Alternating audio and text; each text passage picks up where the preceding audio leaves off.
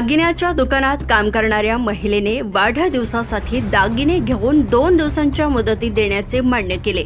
वर्षे लोटली तरी परत न केल्याने 3,59,320 रुपयांची फसवणूक केल्याची तक्रार दागिने दुकानदार फरजाना आसिफ मुल्ला राहणार दमाणीनगर सोलापूर यांनी फौजदार चौडी पोलिसात केली।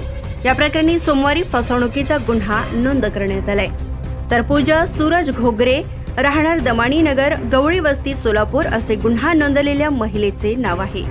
फिर्यादीत म्हटले आहे की यातील फिर्यादीचे दमाणीनगर येथे ज्वेलर्स दुकान आहे।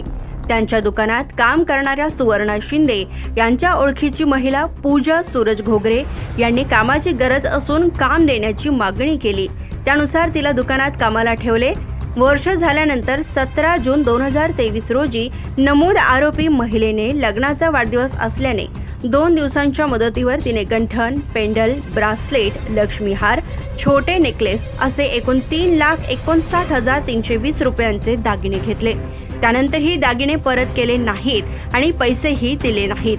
त्यामुळे आपली फसवणूक झाल्याची तक्रार नमूद करण्यात आली। Subscribe now and press the bell icon. Never miss an update.